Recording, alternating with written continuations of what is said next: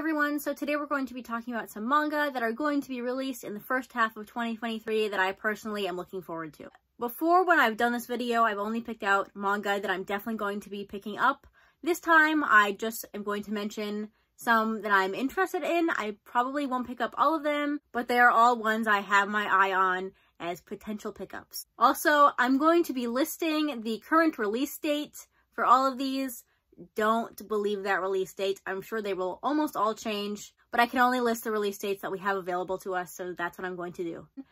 This is pretty top heavy. January has a ton of releases, and then as we go through the rest of the first half of the year, we kind of get less and less releases, but let's go ahead and start. This first one releases on January 10th, and that is Love the Answer? This, from what I understand, is about a girl who comes to realize she is aromantic and asexual. I'm pretty sure it's both. And it's basically about her discovering herself, I believe. I think it's a one-shot. I could be wrong. Don't come to this video expecting, like, hard facts. I just mentioned the things I'm vaguely interested in, and we'll see what happens. But yeah, this is one I'm definitely picking up for that representation. I need that on my shelves, so I'm going to buy it. Next, we have a couple of January 17th releases, the first of which is the Tatsuki Fujimoto short story releases. I believe this is a collection of his earlier works.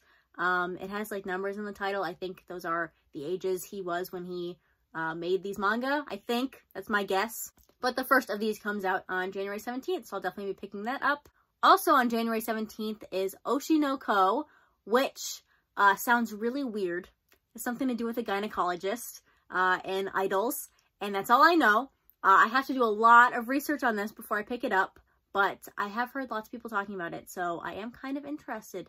But again, I have to do a lot of research, read a lot of reviews before I pick this up because it sounds really weird. Usually in these videos, I only mention new manga that are coming out, but this time I decided to also mention significant final volumes, and this is a significant final volume. So the final volume of Beastars will be coming out on January 17th.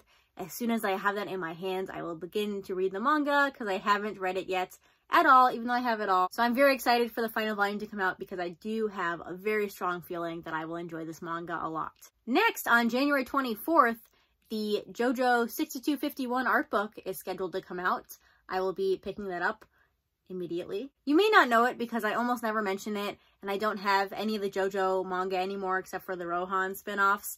But I'm a big JoJo's Bizarre Adventure fan. I mostly enjoy the anime, that's why I don't have the manga anymore. But I will be very happy to have the art book. Araki's art is really great and pretty unique, so I can't wait to grab the art book and put it on my shelves. Next, on January 24th, is the release of Polar Bear Cafe. This, I believe, is an omnibus release put out by 7 Seas. I'm mentioning this not because I think I'm going to pick it up, but it is a pretty highly acclaimed series, so it's on my radar. We'll see if enough people like it, then I might pick it up, but I do want to mention it in this video. Next is one that I didn't know about at all until I started looking up the release dates for these manga, and I found this one. I'm definitely going to be picking this one up because it is a one-shot sci-fi manga, but it's called Break of Dawn. It comes out also on January 24th.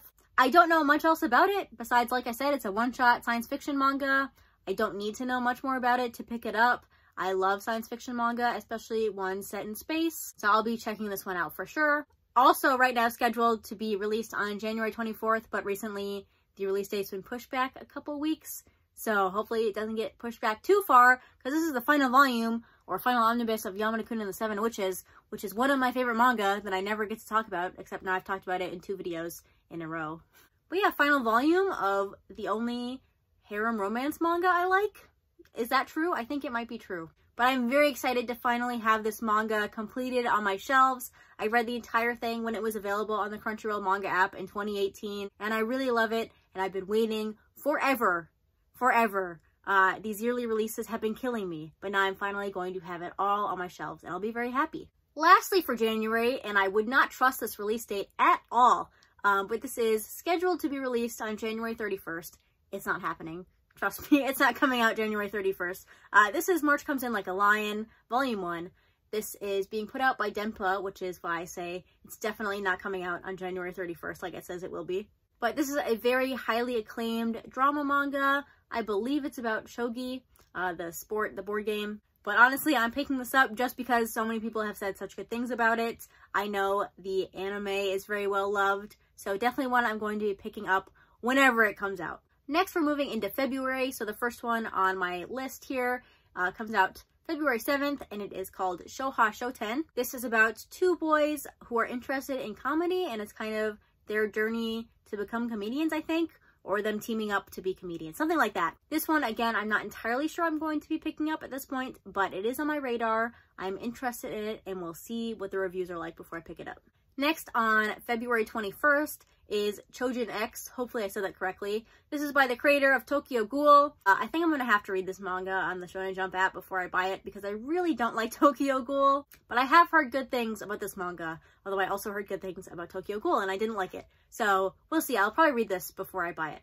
Next, the only March release I want to mention comes out on March 28th. This is the Haikyuu art book in English. Yes, I do already own it in Japanese. However, I'm going to be picking up the English version because it's a hardcover and that's a lot better than my softcover version. But I can tell you right now, this art book is beautiful and I can't wait to be able to read the little extra comedy bits at the end of the book because right now I only have the Japanese version and I can't read it. But definitely another one I will be very happy to have on my shelves. Next, on April 11th is Sengoku Yoko. I said that 4 times, but this is by the creator of Lucifer and the Biscuit Hammer and Spirit Circle. 2 manga I really enjoy. Spirit Circle a little bit more. I don't know what this is about. I can make some guesses, but I'm not going to. I just know the creator's name, so I'm going to be picking it up. I also know it's released by Tokyopop, which is interesting. Next, on April 25th, we have Boys Abyss.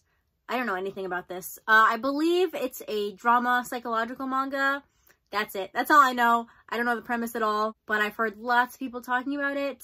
Hyping it up a lot, so I'm gonna give it a try. The art is beautiful, at least on the covers, so that's enough for me to pick up things sometimes. Next, on April 25th, we have probably the most uninspired title on this list, but that's Demons of the Shadow Realm. This is by the creator of Fullmetal Alchemist. This is her newest work. I assume it's a fantasy or demon slaying manga based on the title, but she's basically an insta-buy author for me, so I will definitely be picking this one up when it comes out. And I don't have any May releases to mention, but in June on the 27th we have Goodbye Eri. This is another one-shot by Tatsuki Fujimoto. This one I think I've heard is actually better than Look Back, but we'll see. I might read this on the Shonen Jump app before, maybe, we'll see. But either way, I'll be picking it up when it's released. And then the last one I want to mention in this video also comes out on June 27th, and that is River's Edge by Kyoko Okazaki. After reading Helter Skelter by this author, I noticed that this volume is also going to be releasing pretty soon, so that's why I added it to this list. I think it's about a group of people who come across something they aren't supposed to. I think I might be mixing that up with another manga I was reading about recently. But either way, I'm hoping it's more like Helter Skelter than Pink because I enjoyed Helter Skelter and I didn't enjoy Pink. But the cover of this is beautiful, so I'll be happy to have it on my shelves either way. But yeah, those are all the manga I'm looking forward to in the first half of 2023.